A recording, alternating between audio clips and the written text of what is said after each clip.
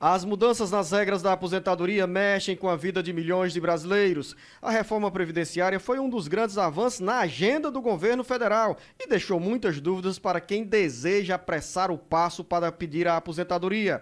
Com a reforma previdenciária, cresceu o número de pedidos de benefícios no INSS e também na Justiça Federal. Hoje eu recebo no Jornal Alerta Geral o professor Tiago Albuquerque, especialista na área da Previdência, que aos sábados responde aos nossos ouvintes internautas dúvidas nessa área. Professor Tiago, a angústia de muita gente no Ceará e no Brasil é com tanta demora do INSS em responder aos pedidos encaminhados com solicitação de benefícios. Essa angústia vai demorar por muito mais tempo? Bom dia. Bom dia, Luzenor. Bom dia, amigos ouvintes do Alerta Geral. Realmente, Luzenor, ainda antes da reforma da Previdência, a gente já tinha essa mudança do modus operandi, do modo que o INSS analisa o processo. Essa análise que era feita de toda forma física, ou seja, você tinha um contato com o servidor, deixava a documentação, olhava no olho do servidor e ele dizia, tá faltando isso, faltando aquilo, abria uma exigência na hora, ela não é feita mais dessa forma física, ela é feita toda à distância através da análise digital. Isso causa ainda alguns acertos que devem ser reparados para que possa ser afinado e o processo ser entregue com mais rapidez, assim como manda a Constituição, ter uma razoável duração. Essa mudança ela é uma realidade insofismável, não dá para a gente fugir dela, mas a gente espera que no médio prazo ela venha a se realmente a estreitar mais a entrega desse direito, né? A gente tem um problema hoje em dia que é a fila nacional, Luzenor. Hoje você dá entrada num benefício aqui em Fortaleza, mas o cara que analisa seu benefício pode estar lá em Santa Catarina ou então no Amazonas. E essa fila nacional, ela impede que haja um reconhecimento, às vezes, tão mais rápido. Porque, por exemplo, como é que um cara que mora lá no Rio Grande do Sul vai analisar um processo de um agricultor cearense se ele não sabe quais são as culturas, as respostas que o agricultor dá são condizentes mesmo, porque ele não conhece a realidade da nossa região.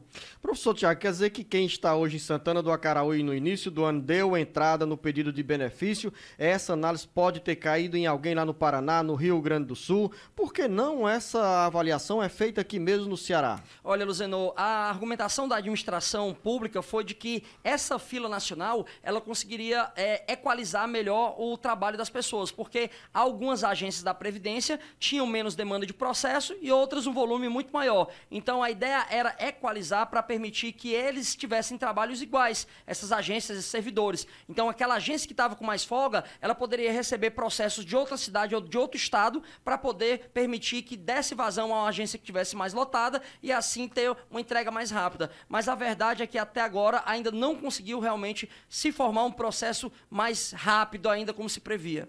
A digitalização é um processo sem volta, naturalmente, com as tecnologias nós precisamos ter ainda mais avanço nessa área, até mesmo para a população ter benefícios, ter ações mais rápidas do poder público. Mas nesse campo do INSS, professor Tiago, pelo menos nesses primeiros 10 meses do ano de 2019, nós começamos janeiro ouvindo do INSS que os processos estavam lentos porque estava no sistema de transição desse sistema manual para o sistema digital. Mas muita gente aqui no Ceará, por exemplo, hoje nós estamos encerrando 2019 com mais de 40 mil pedidos de aposentadoria, de benefício de diferentes tipos junto ao INSS e muita gente está angustiada e com razão à espera de uma resposta do Instituto Nacional do Seguro Social. Agora, para essas pessoas que deram entrada no início de janeiro, fevereiro, quem receber a resposta do INSS com uma decisão sobre a concessão do benefício, vai sim receber de forma retroativa tudo o que tem para trás. Não é isso, professor Tiago? Pelas regras atuais? O normal é que realmente a DIB, a data do início do benefício, ela retroaja até a DE, a data da entrada do requerimento. Isso acontece normal, é um padrão, quando na época do requerimento você já tinha entregado toda a documentação que provava que você já tinha preenchido todos os requisitos. Então, o normal realmente é isso, que esse benefício seja pago desde quando ele deu entrada no protocolo. Portanto, se demorou 10 meses, mas lá na época do requerimento já estava tudo bonitinho, com o seu tempo, já tinha carência, já tinha qualidade segurada, já tinha incapacidade ou óbito, então retroage e o pagamento vai de 10 meses até o requerimento e recebe tudo, inclusive corrigido, né, pelo INPC, tudo direitinho. Mas pode ter caso, Luzenor, que realmente a pessoa deu entrada, mas ela não tinha preenchido todos os requisitos ainda. Porque, por exemplo, exemplo, ela na cabeça dela, ela já tinha 35 anos de contribuição, mas quando o servidor foi fazer o cálculo no sistema, viu que ela só tinha 34 anos e 10 meses. Então, na época do requerimento, ela não tinha não tinha tempo de contribuição mínimo para ter direito à aposentadoria por tempo de contribuição. Mas aí, quando o processo estava tramitando, ela continuou trabalhando. E o servidor, quando analisou, disse assim, olha, na época da DER, da data da entrada do requerimento, ela não tinha os 35 anos. Mas como ela trabalhou mais 2 meses, então ela agora tem 35 anos de contribuição. Então, é permitido, pela instrução normativa, que essa DER, essa data da entrada do requerimento, seja reafirmada para um momento em que ele já preencheu os requisitos. Até por instrumentalidade, para não negar o benefício e fazer com que a pessoa dê uma nova entrada. Então, para instrumentalizar e permitir que já tenha proveito aquele processo, pode ser reafirmada. Ou seja, professor, para mim ficou bem compreensível. E nesse período que nós tivemos um debate mais acirrado sobre a tramitação da reforma previdenciária, tanto na Câmara quanto no Senado, muita gente se antecipou para dar entrada no pedido de aposentadoria, mesmo não tendo essas condições, principalmente de tempo de contribuição. Com isso, o INSS chegou lá, o documento chegou, o pedido chegou, o INSS começou a analisar e disse, olha, professor Tiago tem aqui 34 anos e 9 meses de contribuição. Está batendo nos 65 anos de idade. Faltando 3 meses para completar os 35 anos de contribuição. Ou seja, a partir do momento que o professor Tiago completa os 35 anos de contribuição, vai valer a contagem do tempo correspondente àqueles 3 meses. E não de forma retroativa no momento em que o professor Tiago deu entrada no pedido de aposentadoria. Isso mesmo, Luzenor. Levando em consideração a hipótese que você colocou, da pessoa que deu entrada há mais de 10 meses, se esse fosse o caso, ela deu entrada e faltava 3 meses, então o normal é que ela retroagisse e pagasse todos os 10 meses desde o requerimento. Mas se estava faltando 3, o servidor vai dizer então o seguinte, olha, não é da época do requerimento, é 3 meses depois, porque esses 3 meses depois é quando você preencheu o requisito para aposentadoria. Então recebe um retroativo, mas não é da época do primeiro requerimento, é para o momento em que você preencheu todos os requisitos. É uma possibilidade bacana também, porque ao invés do INSS pegar assim, olha, vou negar, porque na época do requerimento não tinha direito. E aí a pessoa tem que entrar com um novo pedido? Não, o processo é aproveitado para garantir que pelo menos seja pago a partir de quando ela totalizou os requerimentos. Professor Tiago, a expectativa também é que com a reforma previdenciária nós tenhamos um número bem maior de ações na Justiça Federal. Nesses primeiros momentos de vigência das novas regras na área da Previdência Social, já há esse registro sobre o crescimento na quantidade de ações movidas junto à Justiça Federal contra o INSS? Sim, Luzenel, porque como você falou, a reforma trouxe uma corrida às agências do INSS. E aí a gente sabe que a administração pública, por ser pautada pela estrita legalidade, ela traz muitas vezes interpretações muito restritivas. E aí o que acontece? A pessoa tem uma negativa porque o INSS interpreta restritamente a lei, só que ele vai para o judiciário porque o judiciário tem uma interpretação de hermenêutica, de exegese, de interpretação para teleológica, para o que realmente a lei quer dizer e não uma interpretação tão literal. E aí, como o INSS nega, a pessoa vai buscar a justiça subsidiariamente como forma de ter respeitado esse direito. É importante até dizer, Luzenor, que dados, né, da Justiça Federal, hoje em dia o INSS representa no Juizado Especial Federal 52,08% das novas ações no Juizado Especial Federal. Ou seja, o INSS ele é considerado o maior litigante do país hoje em dia.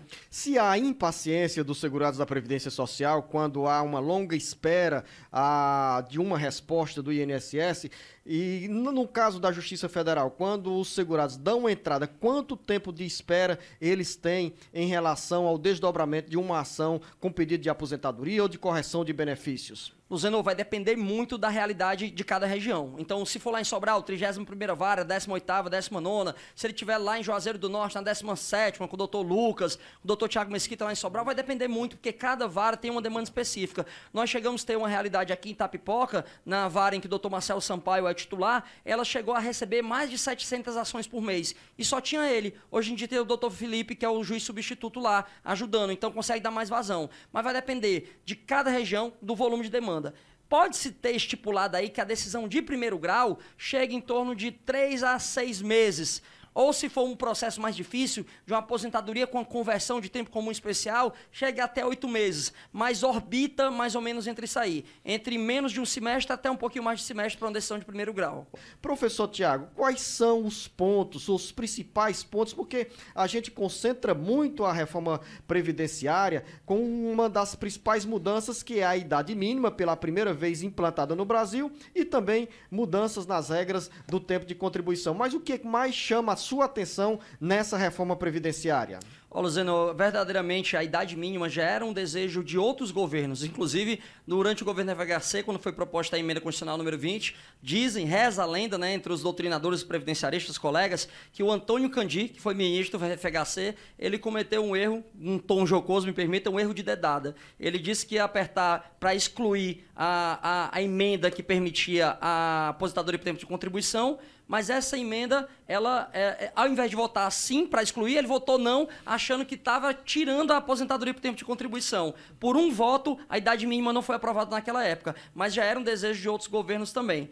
Além da idade mínima, eu acho que um ponto crucial, Luzeno, foi o cálculo do valor do benefício. Porque antigamente a gente tinha um desprezo daquelas 20% menores contribuições e aí só aproveitava as 80% melhores. Agora é tudo. Ou seja, se uma pessoa trabalha 40 anos e durante 8 anos ela ganhou R$1.000 e ela durante 32 anos ganhou 5 mil, na regra antiga ela ia ficar com média de 5 mil. Na regra nova agora não. Ela vai ficar com uma aposentadoria de pouco mais de R$4.200, porque eu vou aproveitar inclusive aquelas menores. Mas é preciso lembrar que nesse aspecto aí, professor Tiago, na aprovação da proposta de emenda à Constituição, a chamada PEC paralela, que foi relatada pelo senador cearense Tasso Gereissati, o Senado aprovou uma alteração no texto da reforma previdenciária que foi promulgada, e esse texto será encaminhado à Câmara Federal, instituindo por 5 anos uma espécie de transição para prevalecerem as regras do cálculo que faz com que sejam excluídas as 20%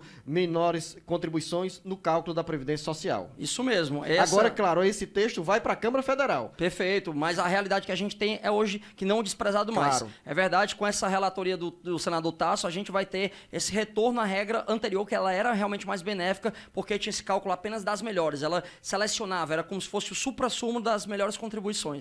Professor Tiago, a reforma previdenciária deixou também para os brasileiros uma lição de educação previdenciária. Nos impõe hoje que todos nós sejamos contribuintes da Previdência Social. E aqui, no Alerta Geral, principalmente aos sábados, com o jornal Alerta Geral Especial sobre os caminhos da aposentadoria, a gente cumpre esse papel de educação previdenciária ao dar esclarecimento, ao levar informação para os nossos ouvintes e internautas. E quando eu falo assim, a reforma impõe essa educação previdenciária porque todos precisam ficar cientes de que, se não contribuir, não tem benefício. Isso mesmo, Luzeno. Inclusive, retomando a emenda 20 do governo FHC, ela alterou o nome da aposentadoria, que era antigamente chamada por tempo de serviço, para aposentadoria por tempo de contribuição. E aí eu sempre tenho essa interpretação que talvez foi uma finalidade pedagógica, para o brasileiro entender que não basta ter tempo de serviço, tem que efetivamente contribuir, tem que recolher para ter direito. E essa jornada cidadã que o Jornal Alerta Geral faz, todos os sábados, tratando da aposentadoria,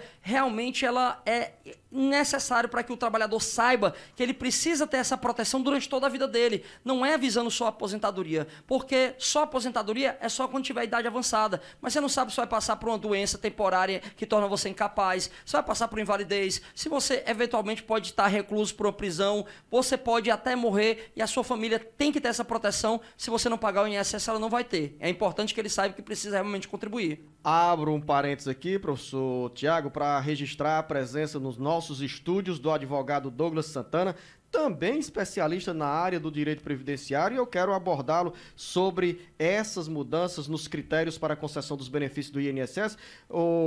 Douglas, seja bem-vindo ao Jornal Alerta Geral, e como você anda muito no interior do Ceará, eu já faço uma pergunta, ao mesmo tempo que expõe uma situação para tirar a dúvida de muitos trabalhadores na área da Previdência Social rural. É que a reforma previdenciária não mexeu com as regras para a aposentadoria no campo. Isso significa, Douglas Santana, uma conquista para os trabalhadores rurais? Muito bom dia, Luzeno. Muito bom dia, ouvintes do programa Alerta Geral. É um prazer muito grande estar aqui hoje nesse programa e agradeço o convite, sobretudo participar com o professor Tiago, um ilustre especialista no ramo do direito previdenciário. Luzeno, sem sombra de dúvidas, a questão da reforma previdenciária que manteve todas as garantias do segurado especial foi uma verdadeira conquista para todas aquelas pessoas que trabalham no campo, sofredores, sobretudo, e que manteve, sim, a qualidade da vida do homem do campo, do trabalhador rural. Douglas, nesse caso da área rural, quando nós recebemos muitas perguntas aqui dos ouvintes e internautas sobre o vínculo com o Sindicato dos Trabalhadores Rurais. Há uma necessidade de ter aquela declaração do Sindicato dos Trabalhadores Rurais para a aposentadoria, para o pedido de aposentadoria. Como é que vocês, advogados dessa área, estão lidando com essa questão dos sindicatos rurais? A questão dos sindicatos rurais no interior, sobretudo, Luzeno, a gente tem trabalhado de uma forma porque agora a declaração ela não é mais obrigatória. Existe uma declaração no próprio site do INSS que pode ser preenchida de uma forma dizendo lá que ele é segurado especial, que ele realmente é agricultor, né? E, sobretudo, que o agricultor procure um advogado porque é uma declaração muito extensa, uma declaração muito minuciosa, para que não haja erros, né? E tudo mais.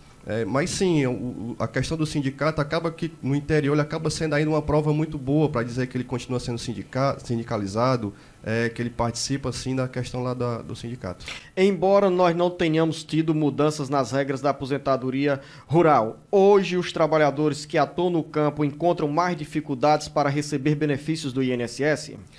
Luzeno, eu acredito que sim. A maioria dos agricultores, eles perdem muito a questão das provas documentais e tudo, né? E passam por uma grande sabatina nas audiências, né? E às vezes, errando uma pergunta, eles acabam sendo prejudicados na concessão do seu benefício na forma judicial, né?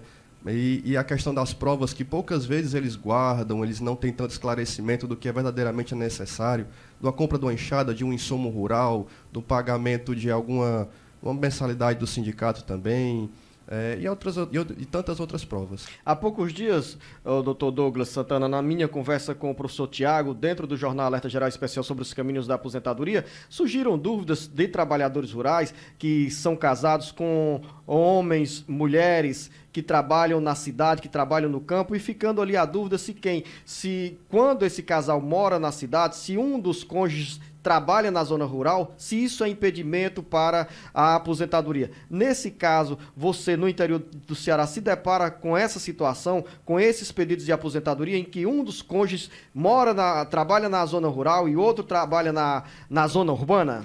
Eu tive a oportunidade de escutar aquela entrevista brilhante do professor Tiago à época, e ele falou exatamente que se tratava de um preconceito. Sim, se trata muitas vezes de um preconceito, porque a questão do machismo que ainda impera na região do interior do Ceará, sobretudo, né, onde o homem ele é aquele que provê verdadeiramente a subsistência da casa, e a mulher, ela muitas vezes ela não pode exercer uma atividade alheia, ou então vice-versa, né, onde o homem tem uma atividade urbana, uma questão muitas vezes trabalhando até de bico, carpinteiro, essas outras atividades mais simples, e a mulher vai dizer lá que o homem trabalhava de alguma forma numa cooperativa, trabalhava na prefeitura e ela trabalhava na agricultura, e eles ficam muitas vezes, a mulher acaba tendo esse preconceito, né, que somente ela exercia atividade rural. Nós conversamos com o advogado Douglas Santana, nos visitando hoje no Jornal Alerta Geral. A você, Douglas, obrigado pela presença aqui nos estúdios do Jornal Alerta Geral. Quero convidá-lo em outra oportunidade para falar mais sobre Previdência Social e também sobre as mudanças que estão a caminho no seguro DPVAT. A você, nosso muito obrigado, grande abraço. Leve a caneca do Jornal Alerta Geral como lembrança para você no dia a dia tomar café com essa caneca, ouvindo ou nos vendo pela internet aqui no Alerta Geral. Muito obrigado, Luzeno, pelo convite e, sobretudo, também pelo presente que você nos dá. Grande abraço, doutor Douglas Santana. Professor Tiago Albuquerque, o cenário de 2020 será de muitas ações na Justiça Federal após essa aprovação em 2019 da reforma previdenciária? Muito provavelmente, Luzeno, o cenário que se avizinha realmente é um cenário que parece que vai demandar muito da Justiça a análise dessas negativas do INSS. E porque também vai haver muito questionamento sobre direito adquirido. Quem tem direito às regras anteriores, regra de transição, quem vai ter direito só às regras novas. Então, o que se promete é que realmente o Judiciário vai ter muito trabalho ainda. E com um detalhe, professor Tiago, que nós vamos continuar nessa missão de levar informação aos nossos ouvintes e internautas, porque em 2020 teremos mais uma etapa da reforma previdenciária. previdenciária, envolvendo servidores estaduais e municipais, porque no Ceará, por exemplo, dos 184 municípios, nós temos pelo menos 62, 63 com instituto próprio de previdência social. E esses servidores irão entrar em um novo cenário de reforma previdenciária. Isso mesmo, não só os servidores, como ainda os trabalhadores do regime geral, Luzenor, porque a reforma alterou a Constituição, só que a gente ainda tem um cenário que se avizinha aí, que é a alteração de várias regras infraconstitucionais. Por exemplo, agora mesmo a gente viu a edição da MP 905. Essa MP que trata do contrato verde-amarelo, ela também alterou, por exemplo,